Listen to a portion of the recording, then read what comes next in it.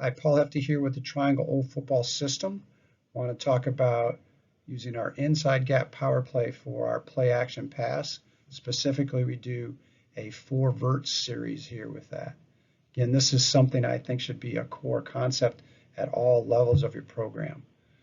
To make sure we understand the difference, play action pass means we're using that power run play action, but the line is going to use half man slide pass protection with it.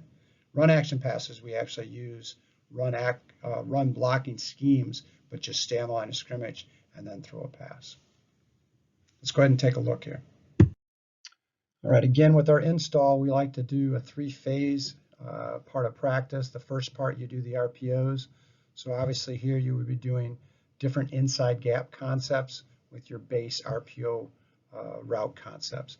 The second phase, though, then is when we go right into pass plays, and this is where we would do our power play action passes now with our 4 verticals, 3 verticals, 2 verticals, part of that 4 Verts series. And then at the end, the third phase of practice, now you would mix in the RPO with the play action pass. You can see with the diagram, we can attack the defense at multiple levels and all across the front. A quick overview of our half slide pocket pass protection. What we're going to do here is it's a 6-man pocket pro. We're going to be man on the front side and then zone and slide to the back side with the running back double checking the Mike to the Sam inside out. So you can see with the 4-3 base and the over on the upper left hand corner and then the 34 odd and the 33 stack to the right and in the middle, we're going to be able to being a man to the front side and then a slide protection on the back side. When we get these TNT looks at the bottom, then we go to what's called a mambo call, meaning we're going to have our 5 offensive linemen block the 5 defensive linemen. And the back will still check Mike, but it'll be Mike to the will inside out then, inside back. All right, here's our classic 4 Verts. Call this Giants, and you'll see with this example Giants Lisa, so the protection set to the left. We always have our A receiver here on the left in the slot run the bender read, so you can see as the diagram shows, if there is 1 high safety, he'll stay vertical up the seam, but if there's 2 as the diagram shows, then the middle is open, and after 4 steps he'll bend to the middle to that open space. The H on the backside always runs a seam route where he wants to go just outside the hash or on the hash to that landmark every time. The Z and the X run go routes just outside the numbers, but we use what's called a hover skip technique. It's real simple. Is after their first 3 steps off the line of scrimmage, they're going to do a change of pace where they'll just do a little skip and slow down and then take off again.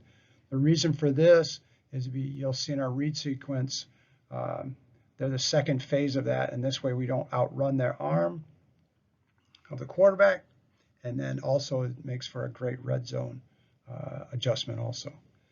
The line here again, as we called, it's Giants Lisa, so that sets the man protection to the left, and to the right then is the backside is in the slide zone protection. The back will check again, faking power, the Mike to the Sam inside out. Quarterback uses that rocker technique where he's going to fake and mesh down in, rock forward, then rock back. The whole time he is reading the goat, the backside safety. If there would be 1 high safety, then he just reads that. That would be the goat then also. Again, what we're looking for is the A and the H, the 2 inside receivers. If they're wide open, one of them off the goat, then we'll take it. If not, he always goes to the X or the Z that is closest to him. Typically, that puts our X receiver into the boundary, and that's kind of our out. You can see now, since they're the second phase of the read progression, why we use that hover skip technique with the Z and the X. So our next step with our 4 Verts is just to go ahead and do what we call a promise combination on the backside with the X and the H. All that happens here is they switch responsibilities. The X now is going to go first and get right on the hash or just out the hash and get vertical. The H will come behind him running a wheel route where he's going to go flat to get right behind the X, and then get just outside the numbers and up the sideline. Quarterback's read is exactly the same. He's going to focus on the go, looking for the A, and now the X on the two seams in the middle. If he doesn't like it, then typically we have our H into the boundary. He's going to look for the H on the wheel up the sideline. Right, our next progression here is to go to what we call a Dodgers Lisa. This is just going to be 3 verts with a drag. Again, at the younger levels, we like to use this as our main vertical pass play so that we can get the Z involved here. Real simple, we're still going to do our same A run in the bender read, H up the seam, X run in the hover, skip, go route. The Z, though, then runs an under route, getting underneath all of the linebackers from finding open grass as he crosses the field. Quarterback now still uses his rocker fake with the back, rocking forward and back, reading the goat all the way, looking for the A or the H. But now instead of having just the X up the boundary, he can look for the Z underneath in open grass there. Great drop down, great way to get everybody involved now with your verticals concept.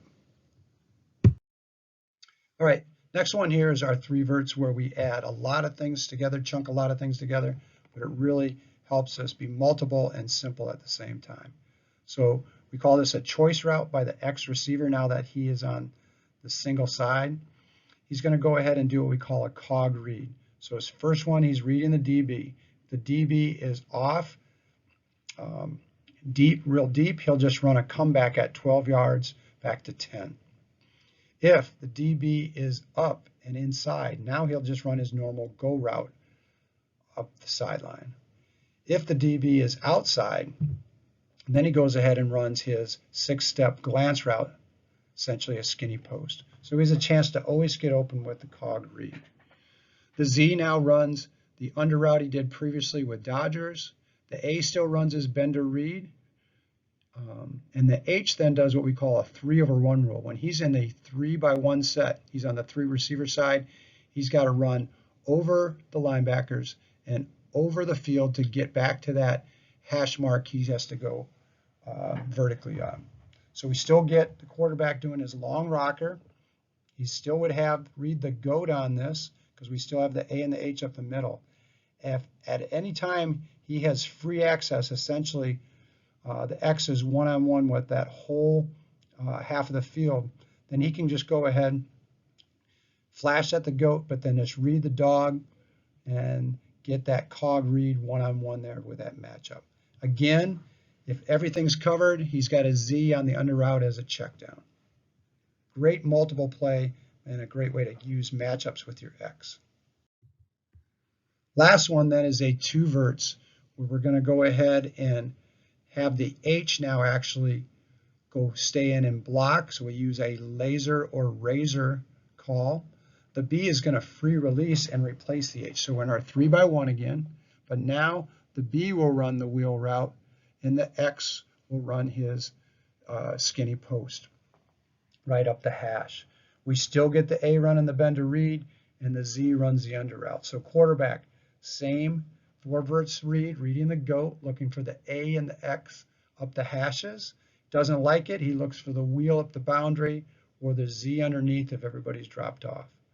You can see here now we've taken 4 verts as our core and been able to do multiple things with it and also use matchups with players, but at the same time keep essentially the read for the quarterback consistent throughout.